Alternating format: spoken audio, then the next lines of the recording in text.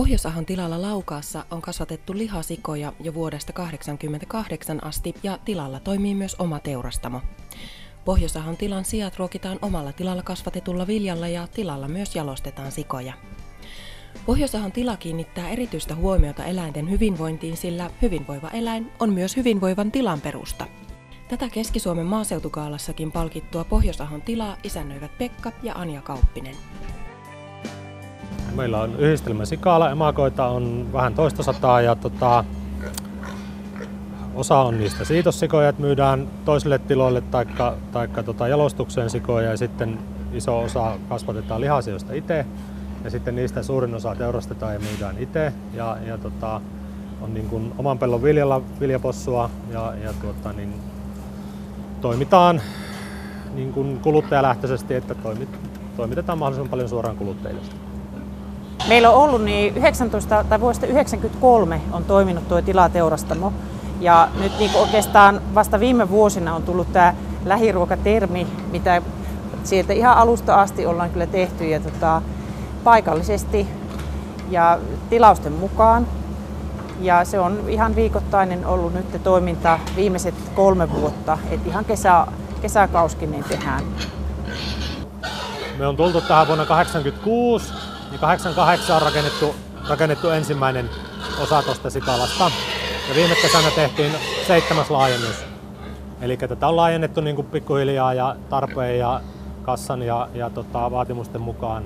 Ja nyt ollaan siinä pisteessä, mihinkä niin kuin on tavoiteltu ja haluttu. Ja tässä on niin kuin, tämä täyttää nyt meidän tarpeet.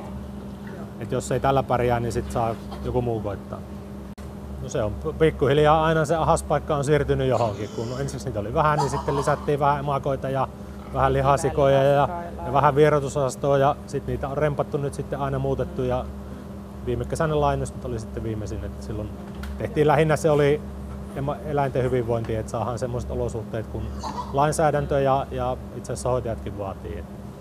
Ja siis ehkä se on semmoinen tietynlainen, että työssä pitää olla unelmia, niin meilläkin on ollut unelma se niin, että no ensiksi oli se pieni sikala, tai se tuli niin kuin, ja sitten kun lähdettiin sitten, okei, tämähän lähtee menemäänkin, että kyllä koko ajan oppii, kun se on aika mielenkiintoista oppia sieltä kantapään kautta, kun toki se on välillä vähän raskastakin, mutta kun sieltä saa niitä hyviä kiksejä, niin sehän rupeaa pyörimään, vai sitten kun se pyörii se ovaalirata sinne oikeaan suuntaan, se on aivan ihana.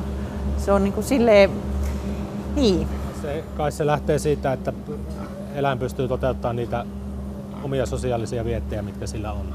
Eli sika on laumaeläin ja se viihtyy toisten seurassa ja tietysti eläinsuojelusäädöksetkin on jo, että pitää olla tietty määrä neliöitä per eläin ja niin kuin näkee karsinassa on tilaa kyllä, että se ei ole, ne ei ole ahtaasti kuin sillit suolassa.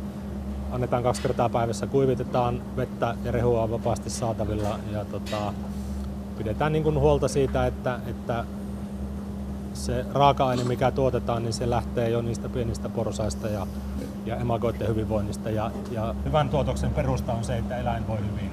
Mä uskon, että vähän jokaisella, olkoon eläin mikä hyvänsä, niin niillä on semmoinen oma juttusa, niin että miten mennään ja muuta. Ja sitten tavallaan se taito on siinä, niin että se hoitaja niin kuin, toimii sen mukaan tai pystyy lukemaan. Eläimen lukutaito on se semmoinen. Puhutaan sikasilmästä. Niin, sikasilmästä ja sillä lailla, että niihin tartutaan niihin asioihin. Sillä, että hyvä eläintenhoitaja on se on aika rauhallinen, että se tekee kyllä koko ajan ja se pystyy havainnoimaan paljon. Ne on ihan yksinkertaisia asioita, että ei ne niinku mitään siis semmoisia. Ei ole mitään poppakonstia. Ei, eikä maailmassa. Tämä on maalaisjärkeä. Tämä on suorittavaa työtä ja tämä on kestävyyslaji.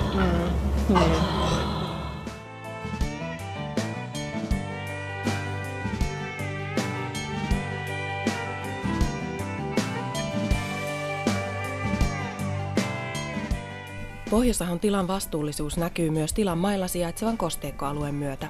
Kosteikkoalue puhdistaa vettä, mutta toimii myös tarpeen tullen pariskunnan rauhaisena vapaa-ajanviettopaikkana.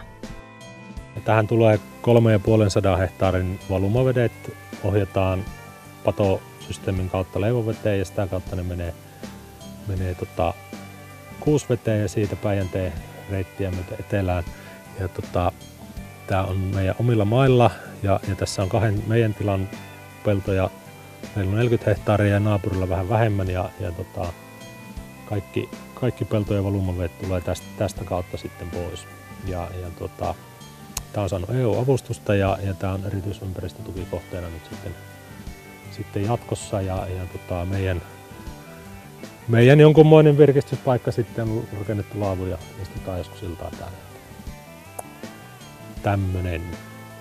Ympäristöasiat, ne on ihan millä tasolla vaan ajattelen, niin se on loppujen lopuksi sellainen käyntikortti. Meidän tilalla on kumminkin se niin, että kun myydään suoraan kuluttajille ja se on yksi sellainen, se on mielenkiinnon kohe ja se on tärkeä asia ja siihen panostaa ja sitä pitää, niin kuin, se on myös itselle tärkeä ja sitä kautta se tulee myös sitten näkyväkin. Mehän ollaan vaan käymässä täällä, tämähän jää meidän jälkeen. Tää on niin kuin, ollaan lenkki vaan sukupolvien ketjussa. Pekka ja Anja Kauppinen palkittiin marraskuussa Keski-Suomen maaseutugaalassa määrätietoisesta ja taloudellisesti järkevästä sianlihatuotannon kehittämisestä sekä uraa uurtavasta toiminnasta kotiteurastamon ja lähiruoan kehittämisessä.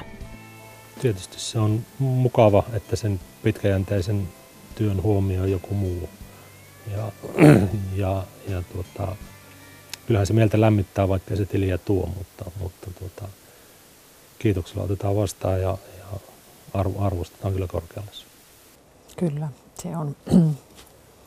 Yllätyksenähän se tuli. Se tuli yllätyksenä ja sellaisena,